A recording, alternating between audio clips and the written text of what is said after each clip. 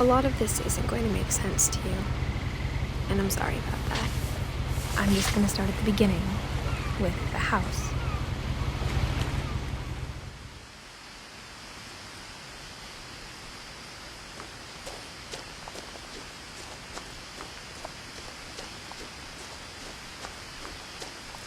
I lived here until I was 11, but I wasn't allowed inside half the rooms.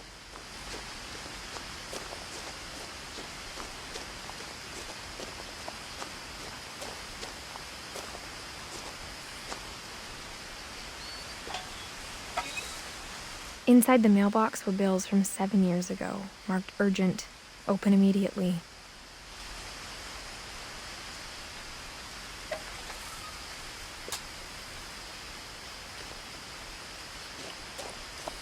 I hadn't been back since my brother Lewis's funeral.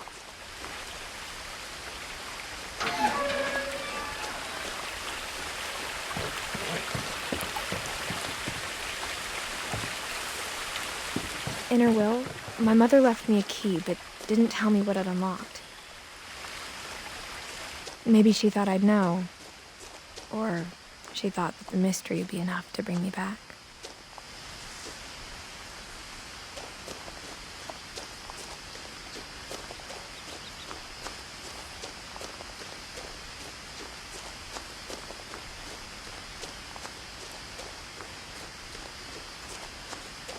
No one had driven this way in a long time, but I saw a few hoof prints.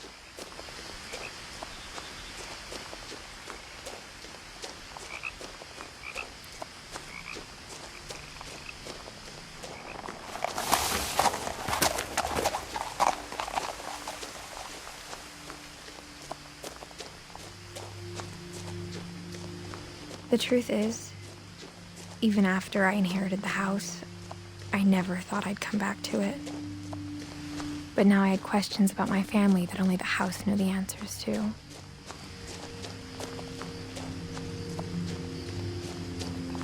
The house was exactly like I remembered it, the way I'd been dreaming about it.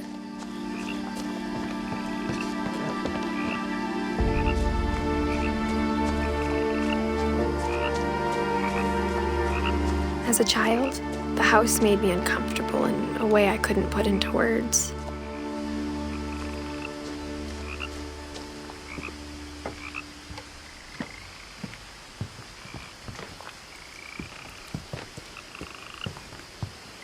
I asked Edie once about the dragon in the pond. She said it had killed her husband. I was 6. It seemed like an odd joke to me even then.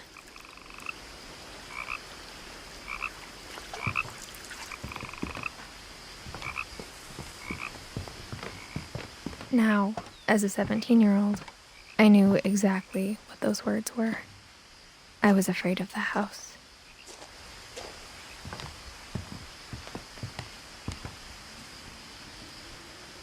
I hoped the key might unlock the front door.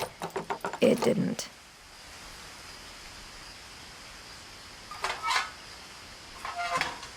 Looking in, I felt like the house itself had been waiting for me.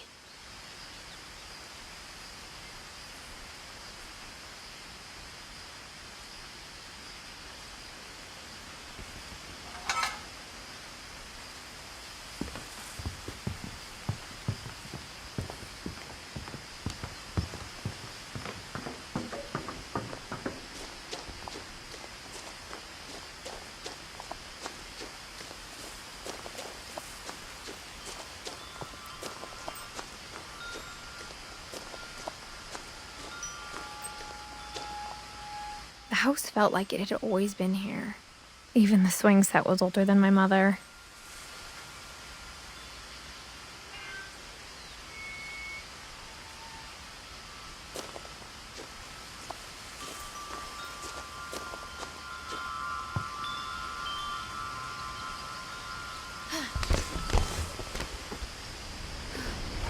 Crawling through the doggy door used to be a lot easier when I was 11.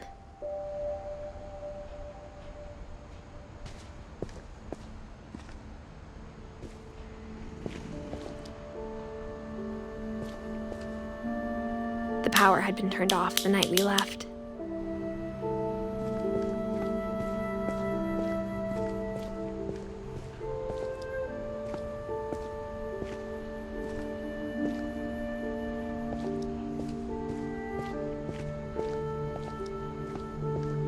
For the first time in years,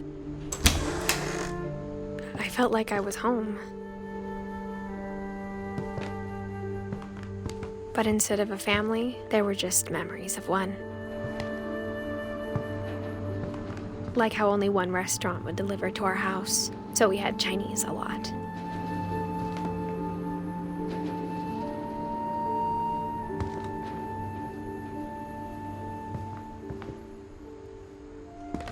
Or how after Louis started working at the cannery, we all got sick of eating salmon. Except our cat, Molly.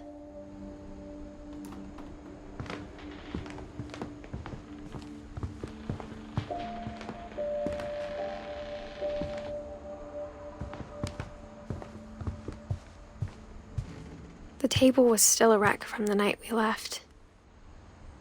It was like a bomb had gone off, killing everyone but sparing the furniture.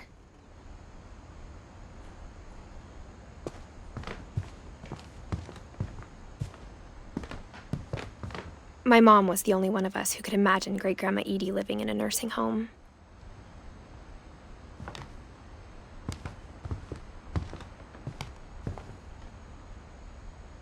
Nothing in the house looked abnormal. There was just too much of it, like a smile with too many teeth. Even the fireplace had a story. Edie told me the bricks came from the original house, after it sank.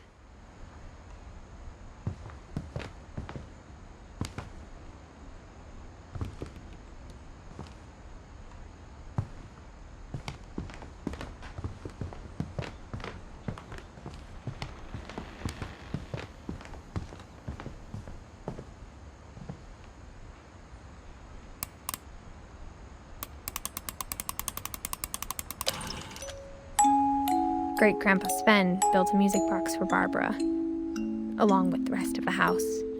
Mom always told me to stay out of the basement, so I wasn't too surprised when the key didn't fit.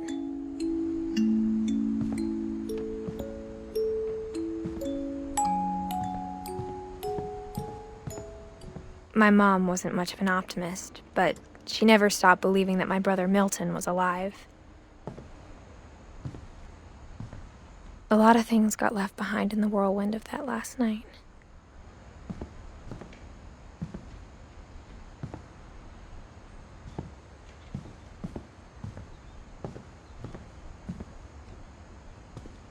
After Milton disappeared, Mom sealed up all the bedrooms. Then Edie retaliated and drilled peepholes.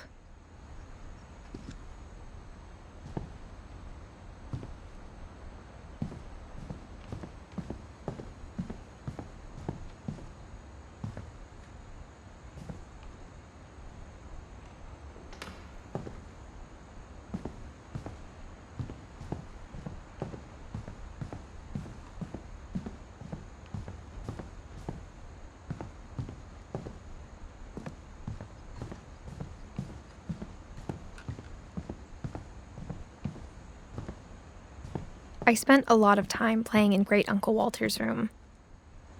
I think my mom sometimes regretted not sealing it up.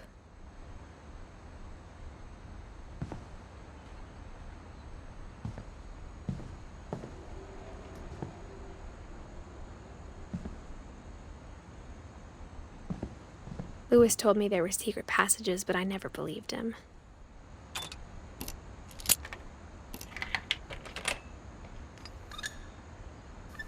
Turns out, my mom was really good at keeping secrets. Now it was time to find out what my mom had been afraid of.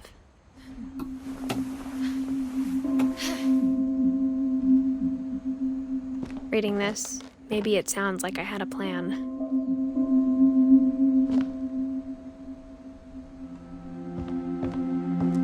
But I had no idea what was behind that door.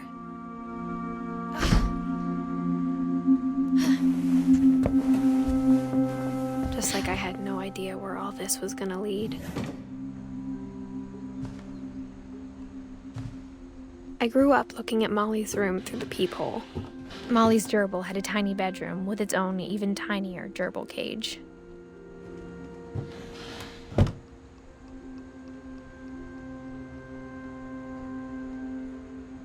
Being inside for the first time I felt like I'd stepped behind a painting.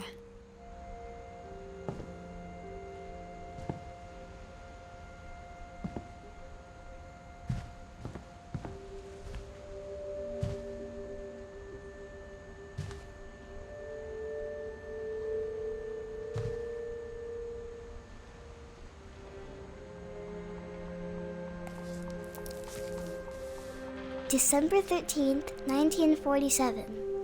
Dear Diary, I'll be gone soon, but I wanted to tell somebody about what's gonna happen.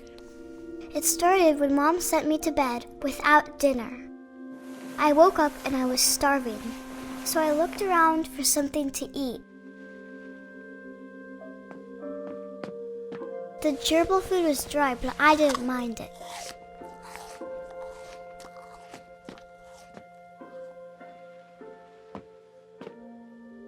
My Halloween candy was all gone.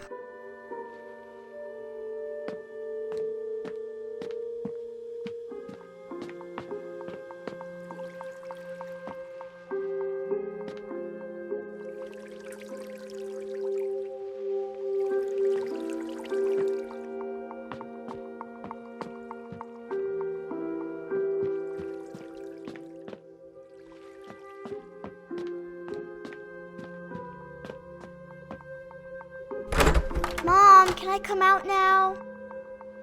Sweetheart, it's late. Go to sleep.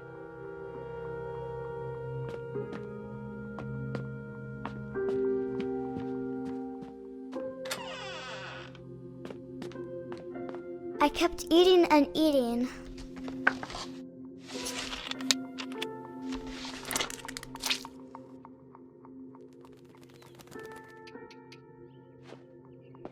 I ate a lot of things that night.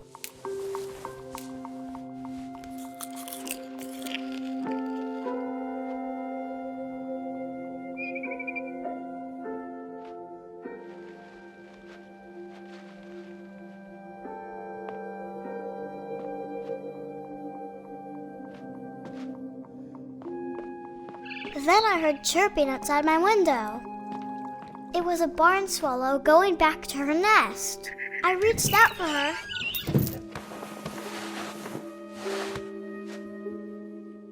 And suddenly,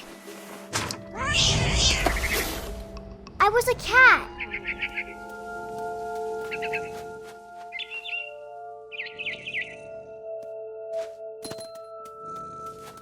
I tried to be quiet, but the bird was really scared.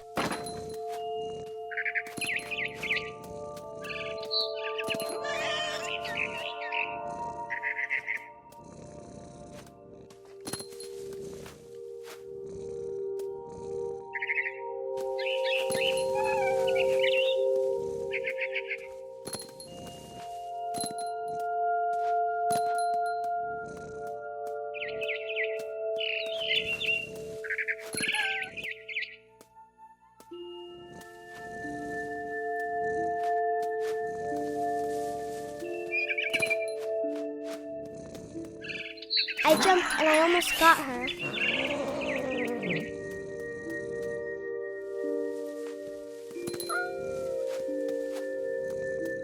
I could tell she was getting really tired.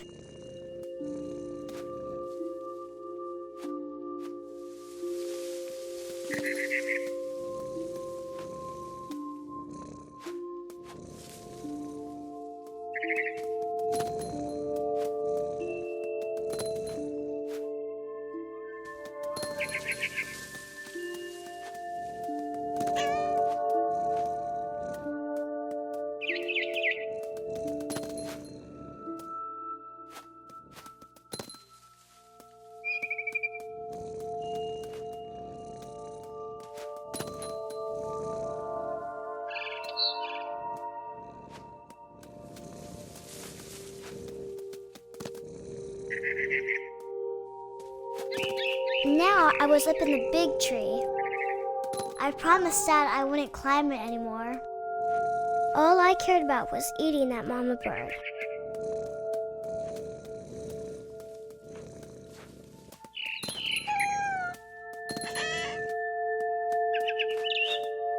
I gobbled her up. and suddenly I was an owl. First, all I heard was the wind. Then I heard little teeth nibbling in the grass.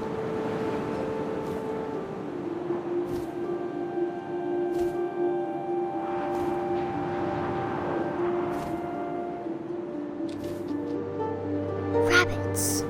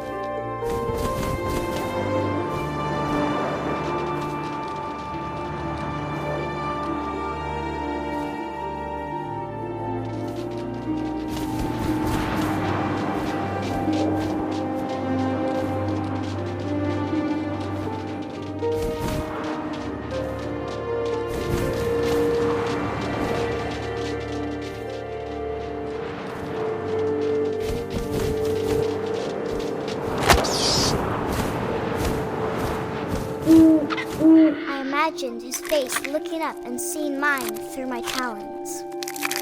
I swallowed him up, and I didn't chew one bit. Then I flew off to find something bigger.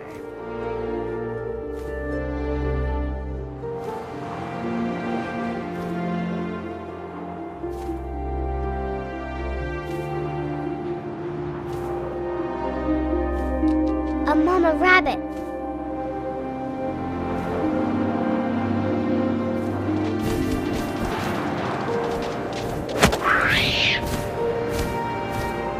She was almost too big to carry. I started choking, but I couldn't stop eating. And suddenly, I was a shark.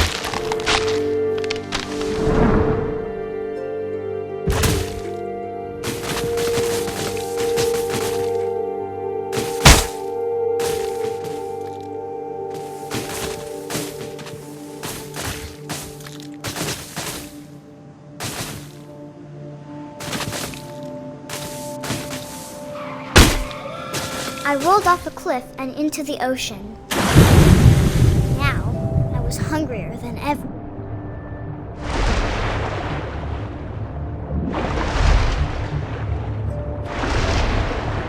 I wanted fat, juicy seals.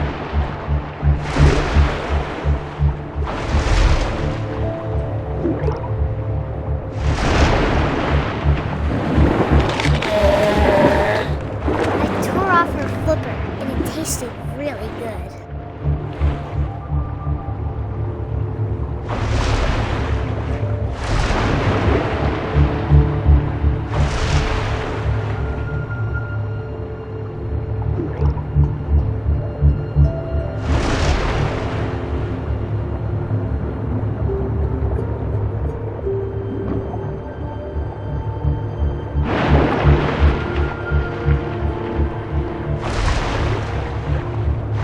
Grabbed on tight.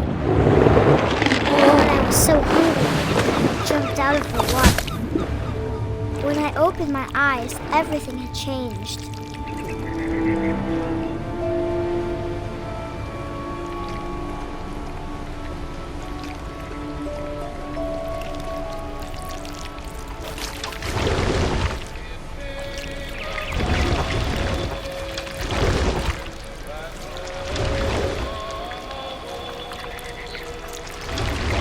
I was a monster and I smelled people everywhere.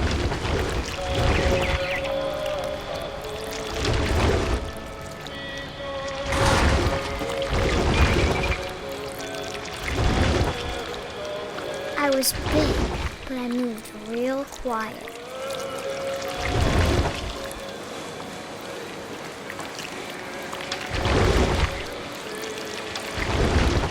I wanted to stop, but also I didn't.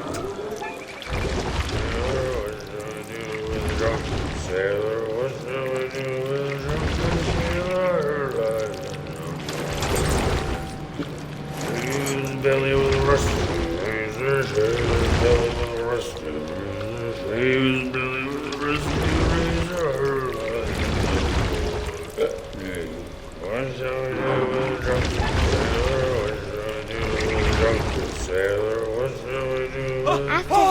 passenger, I was still hungry. And to cross the water, I smelled something new. Something I had to have, so I swam towards it.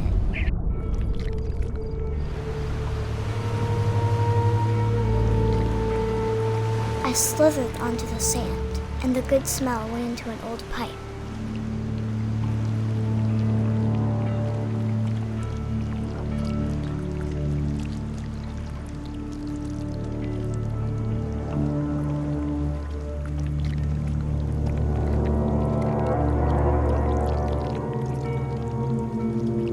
I got closer and closer.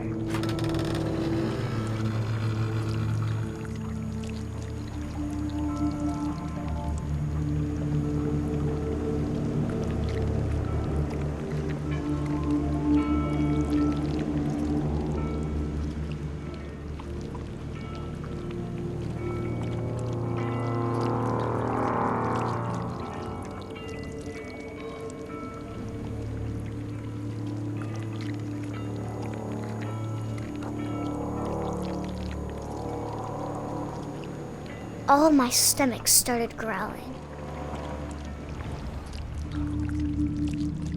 And suddenly, I was me again. I held my breath for a long time, but I couldn't hear anything. I think it's waiting for me to fall asleep. But it's not going to wait much longer. It needs to feed, and we both know I will be delicious.